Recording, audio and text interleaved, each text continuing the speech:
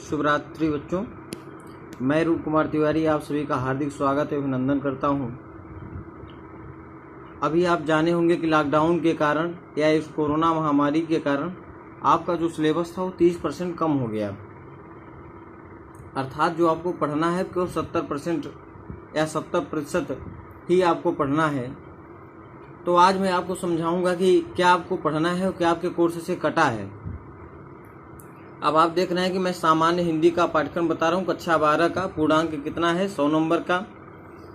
लिखा है कोविड-19 महामारी के कारण शैक्षिक सत्र 2020-21 में समय से विद्यालयों में पठन पाठन का कार्य न हो पाने की स्थिति में सम्यक विचारोपरांत विषय विशेषज्ञों की समिति द्वारा निम्नवत 30% पाठ्यक्रम कम किए जाने की अनुशंसा की गई है।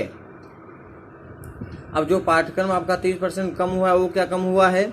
गद्य हेतु निर्धारित पाठ्य वस्तु से आपके गद्य में कुल 6 पाठ हैं, लेकिन 2 पाठ कट गए हैं। कौन कौन पाठ कटा है? दूसरा पाठ कटा है कन्हैयालाल मिश्र प्रभाकर का रॉबर्ट नर्सिंग होम में, यह पाठ आपका कट गया है, नहीं पढ़ना है। फिर आपका 5वां पाठ कट गया है हरिशंकर परसाई का निंदा रस, इसको भी आपको नहीं पढ़ना है। पढ़ना कौन सा पाठ है? पहला पढ़ना है, तीसरा पढ़ना है, चौथा पढ़ना है, 6वां पढ़ना है। यानी आपको दूसरा और 5वां पाठ इसमें से नहीं पढ़ना है। काव्य हेतु निर्धारित पाठ्य वस्तु, काव्य में आपका जो दूसरा पहला पाठ आपको पढ़ना है। दूसरा पाठ जो है आपका मैथिली शरण गुप्त का, इसमें 2 शीर्षक हैं। एक आपका कैकेयी का अनुताप है और एक आपका है गीत। तो इसमें आपको कैकेयी का अनुताप पढ़ना है, गीत शीर्षक आपको नहीं पढ़ना है। तीसरा है आपका जयशंकर प्रसाद, इसमें भी 2 शीर्षक हैं, एक है गीत और दूसरा है श्रद्धा मनु। तो श्रद्धा मनु आपको पढ़ना है, गीत आपको नहीं पढ़ना है। चौथा आपका सुमित्रानंदन पंत, सुमित्रानंदन पंत में 3 उपशीर्षक हैं, जिसमें परिवर्तन है, नौका विहार है, बापू के प्रति है। तो नौका विहार आपको पढ़ना है, बापू के प्रति आपको पढ़ना है, लेकिन परिवर्तन शीर्षक आपको नहीं पढ़ना है। 30% के अंतर्गत ये भी कट गया है। रामधारी सिंह दिनकर, इनका 2 टॉपिक है, पुरुरवा उर्वशी और अभिनव मनुष्य। तो इसमें आपको पुरुरवा उर्वशी नहीं पढ़ना है, अभिनव मनुष्य आपको पढ़ना है। कथा साहित्य हेतु निर्धारित पाठ्य वस्तु, आपके कोर्स में बच्चों 4 कहानी पहले थी सामान्य हिंदी वालों को। पहला ध्रुव यात्रा, दूसरा पंचलाइट, तीसरा शिवानी की लाठी कहानी और चौथा जो आपका था बहादुर कहानी। इसमें से आपका एक कहानी कट गया है, शिवानी की लाठी कहानी आपकी कट गई है। ध्रुव यात्रा, पंचलाइट और बहादुर, यही 3 कहानी आपको पढ़ना है। यानी कि संस्कृत में पहले कुल पाठ 7 थे, लेकिन एक कट गया, तो कितने बचे हैं? 6 पाठ बचे हैं। हमें उम्मीद है कि यह चीज़ आप समझ गए होंगे, क्या पढ़ना है क्या नहीं पढ़ना। आगे आप फिर से समझेंगे। अब आप ध्यान देंगे, कक्षा 12 विषय सामान्य हिंदी पूर्णांक 100। अब आप इसी का विस्तृत, जो आप अभी देखें इसी का विस्तृत रूप देखेंगे। इसमें आपका दिया है खंड क कितने का है? 50 अंक का। हिंदी गद्य साहित्य का इतिहास, गद्य की पाठ्य पुस्तक में दिए गए पाठों पर आधारित विभिन्न कालों के युग, प्रवर्तक, लेखक एवं उनकी रचनाएं। इसमें से आपके वस्तुनिष्ठ प्रश्न रहेंगे, 5 प्रश्न रहेंगे, 1-1 नंबर रहेगा, 5 नंबर का रहेगा। हिंदी काव्य साहित्य का विकास, विभिन्न कालों के प्रमुख कवि और उनकी कृतियों पर आधारित, इसमें भी वस्तुनिष्ठ टाइप के प्रश्न रहेंगे। 5 क्वेश्चन रहेंगे, 1 नंबर का रहेगा, तो आपका 5 नंबर का ही हो जाएगा। तो 5-5 10 नंबर का आपका हिंदी साहित्य का इतिहास रहेगा, 5 नंबर का गद्य साहित्य का इतिहास, 5 नंबर का पद्य साहित्य का इतिहास। तीसरा आपका रहेगा पाठ्यक्रम में निर्धारित गद्यांशों पर आधारित 5 प्रश्न। एक प्रश्न आपका 2 नंबर का रहेगा, तो 5 में 2 का गुणा करेंगे तो 10 अंक हो जाएगा। फिर पाठ्यक्रम में निर्धारित पद्यांशों पर तीसरा जो रहेगा वो गद्यांश रहेगा, उसमें 5 प्रश्न रहेंगे, 2-2 नंबर के 10। और चौथा जो रहेगा पद्यांश पर रहेगा, 2-2 नंबर के क्वेश्चन रहेंगे, 5 क्वेश्चन रहेंगे, तो 2 पंचे 10 अंक। फिर 5वें में 2 भाग है, क है और ख है। 5वें के क्रम है पाठ्यक्रम में निर्धारित लेखकों का साहित्यिक परिचय एवं उनकी कृतियां। इसमें आपको शब्द सीमा अधिकतम कितनी लिखनी है? 80 शब्द लिखने हैं। और कितने नंबर का है? 5 नंबर का। 3 नंबर का जीवन परिचय और 2 नंबर का है इनकी रचना लिखने का, तो कितना हो गया? 5 नंबर।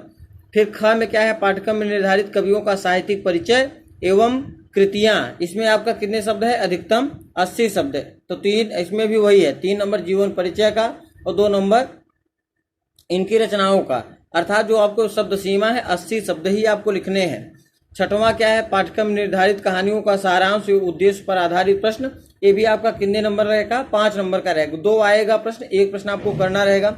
वही कहानी जो आपने यहाँ पे देखा है, शिवानी की लाठी कहानी आपका कट गया। 3 कहानी बची, ध्रुव यात्रा, पंचलाइट और बहादुर।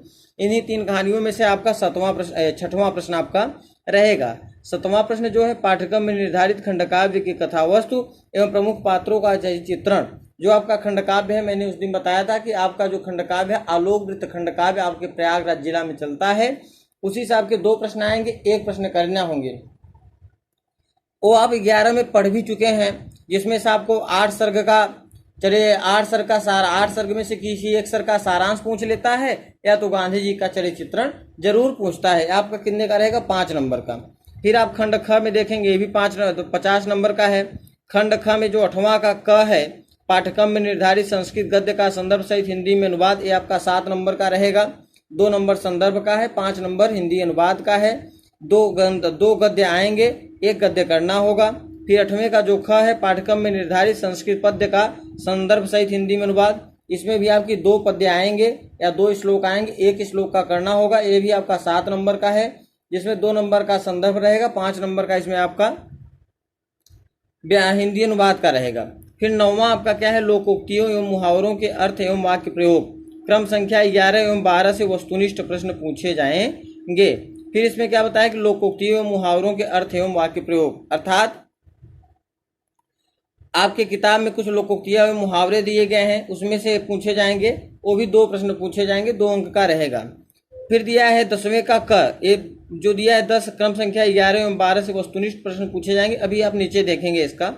10वें का क दिया है संधि। संधि में दीर्घ संधि, गुण संधि, यण संधि, आयात संधि, अर्थात आप जानते हैं स्वर संधि के 5 भेद होते हैं, जिसमें से बेटा इसमें 4 संधि दिया है।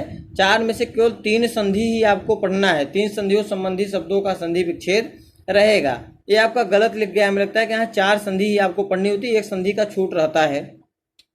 वृद्ध संधि आपको नहीं पढ़ना होता, ये 3 नंबर का आता है। फिर दिया है संस्कृत शब्दों में विभक्ति की पहचान। ये आत्मन है, नामन है, राजन है, जगत है, सरित, इन सब के आपको शब्दरूप याद रहेंगे, तो आप पहचान लेंगे किस विभक्ति का है, किस वचन का है। ये भी आपका आता है 2 नंबर का।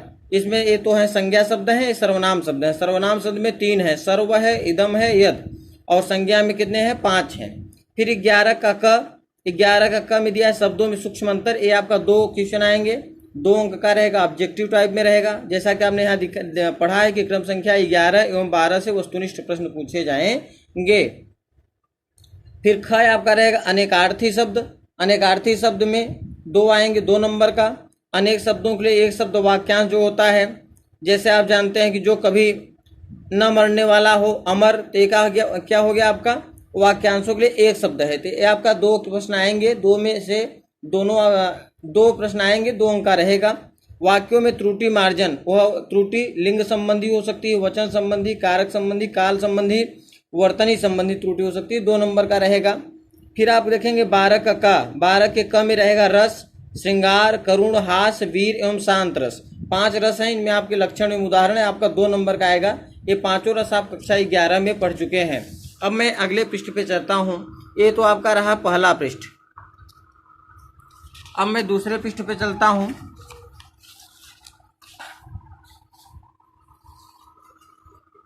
फिर 12 का ख देखेंगे। 12 के ख में अलंकार दिया है। अलंकार में शब्दालंकार, शब्दालंकार के 3 भेद पढ़ने हैं, अनुप्रास एवं अक्षलेश, लक्षण एवं उदाहरण 2 नंबर का। अर्थालंकार में रूप, उपमा, रूपक, उत्प्रेक्षा, भ्रांतिमान एवं संदेह 5 अलंकार पढ़ने हैं, तो ये भी रहेगा, ये आपका रहेगा, ये भी 2 नंबर का। अर्थात 8 अलंकार में से 2 अलंकार आपके पेपर में आएंगे, 1 अलंकार आपको करना होगा। तो हमें उम्मीद है बच्चों कि 3 अलंकार में से, अर्थात शब्द अलंकार में 3 है, तो 3 में से 1 आपका निश्चित आ जाएगा और 1 आपका अर्थालंकार के 5 में से आएगा। तो अगर आप शुरू के 3 पढ़ लिए हैं तब भी आपके बोर्ड पेपर में आपका काम हो जाएगा।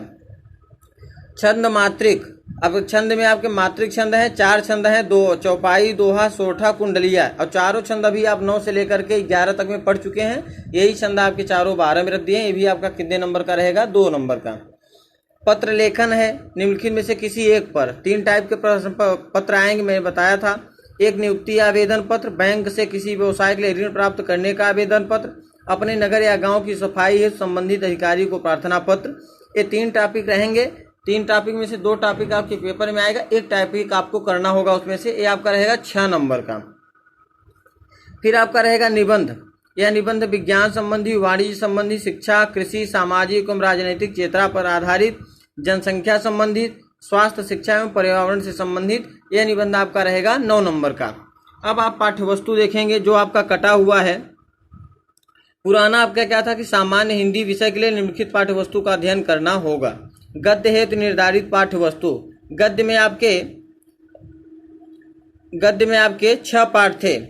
6 पाठ थे, जिसमें आपका पहला पाठ क्या है, वासुदेव शरण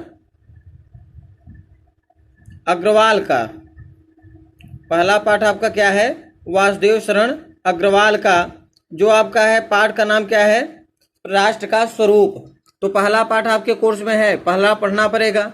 दूसरा पाठ आपके कोर्स में पहले था कन्हैयालाल मिश्र प्रभाकर का रॉबर्ट नर्सिंग होम, ये आपका कोर्स में कट गया है, अभी आपने शुरू के पहले पृष्ठ में पढ़ा था। तीसरा आपका है डॉक्टर हजार प्रसाद द्विवेदी का अशोक के फूल, ये भी आपको पढ़ना है। चौथा है प्रोफेसर जी सुंदर रेड्डी का भाषा और आधुनिकता, ये भी आपको पढ़ना है। हरिशंकर, 5वां है हरिशंकर परसाई का निंदा रस, ये आपका कट गया है। डॉक्टर एपीजे अब्दुल कलाम का तेजस्वी मन के संपादित अंश, अर्थात आपके ये आपको पढ़ना है। गद्य हेतु निर्धारित पाठ में 6 पाठ थे, कितने पाठ आपको पढ़ना है, 4 पाठ पढ़ना है। और काव्य हेतु निर्धारित पाठ में आपके 7 पाठ हैं। 7 पाठ में पहला पाठ आपका है अयोध्या सिंह उपाध्याय हरिओम पवन दूतिका, ये आपको पढ़ना है। मैथिली शरण गुप्त का कैकेयी का अनुताप और गीत, 2 शीर्षक थे, तो कैकेयी का अनुताप आपको पढ़ना है, गीत शीर्षक आपका कट गया है। जयशंकर प्रसाद में भी 2 शीर्षक थे, श्रद्धा मनु और गीत, तो श्रद्धा मनु आपको पढ़ना है, गीत इनका भी कट चुका है। सुमित्रानंदन पंत का 3 शीर्षक है, नौका विहार, बापू के प्रति और परिवर्तन, जिसमें परिवर्तन आपका कट गया। 2 टॉपिक आपको पढ़ना है, नौका विहार और बापू के प्रति। महादेवी वर्मा का गीत आपको पढ़ना है। रामधारी सिंह दिनकर के 2 शीर्षक थे, अभिनव मनुष्य और पुरुरवा उर्वशी, तो पुरुरवा उर्वशी आपका कट गया है, आपको अभिनव मनुष्य पढ़ना है। और 7वां पाठ है सच्चिदानंद हीरानंद वात्स्यायन अज्ञे, इनमें आपको 2 टॉपिक पढ़ना है, मैंने आयुति बनकर देखा और हिरोशिमा, दोनों टॉपिक आपको पढ़ना है। कथा साहित्य हेतु निर्धारित पाठ्यवस्तु, पहला है जैनेन्द्र कुमार की कहानी है ध्रुव यात्रा, पढ़ना है। फणीश्वर नाथ रेणु की पंचलाइट है, यह भी आपको पढ़ना है। शिवानी की लाठी कहानी थी, तीसरी है, आपको नहीं पढ़नी है। चौथी कहानी अमरकांत की बहादुर, यह भी आपको पढ़ना है। यानी कि 4 कहानी में से 1 कहानी आपको पढ़ना है। गद्य में आपके 6 में से 2 कट गए, 4 पढ़ने हैं। और काव्य में आपके 7 पाठ हैं, 7 में से केवल शीर्षक कटे हैं, पाठ कोई नहीं कटा है। कथा साहित्य अर्थात कहानी में आपकी 4 कहानी थी, 1 कहानी कट गई है, 3 ही कहानी पढ़नी है। अभी हम आपसे बात कर रहे थे कि खंडकाव्य आपके यहाँ कौन सा चलता है, तो आप 4 नंबर देखेंगे तो आलोक वृत्त खंडकाव्य दिया है। आलोक वृत्त, इसके लेखक कौन है, श्री गुलाब खंडेलवाल। ये आपका किस जिला में चलता है, प्रयागराज, अलीगढ़, सहारनपुर, फर्रुखाबाद, मैनपुरी, मिर्जापुर, सीतापुर। तो आपको प्रयागराज जिला में आपका आलोक वृत्त खंडकाव्य चलता है, इसलिए आपको कौन सा खंडकाव्य पढ़ना है, प्रयागराज का आलोक वृत्त खंडकाव्य श्री गुलाब खंडेलवाल द्वारा विरचित है। फिर संस्कृत में आप देखेंगे कितने पाठ हैं। संस्कृत में पहला आपका है भोजस औदार्यम, यह पाठ आपको पढ़ना है। दूसरा है आत्मज्ञ एवं सर्वज्ञ, ये भी पढ़ना है। संस्कृत भाषा या महत्व, ये भी पढ़ना है। सुभाषित रत्नान, ये भी पढ़ना है। 6वां है महामना मालवीय, ये भी आपको पढ़ना है। पंचशील सिद्धांता 7वां है, ये भी आपको पढ़ना है। कौन सा पाठ आपको नहीं पढ़ना है, 4था पाठ आपको नहीं पढ़ना है, जातक कथा। यह पाठ आपका कोर्स में इस साल 30% में कम हो गया, तो अर्थात 7 पाठ थे, 7 में से कितने पढ़ने हैं आपको, 6 पाठ ही आपको पढ़ने हैं। अब हमें विश्वास है कि आपको पूरा जो ये सिलेबस कटा हुआ आया है, कोरोना महामारी को देखते हुए यह सिलेबस आपको समझ में आ गया होगा। सभी विद्यार्थियों से मेरा निवेदन है कि सभी लोग अपनी फेयर की कॉपी में नोट्स कर लें और समझ लें सिलेबस को। अगर कोई इस पाठ्यक्रम में समझने में कोई दिक्कत होता है तो आप हमें बताइएगा। धन्यवाद।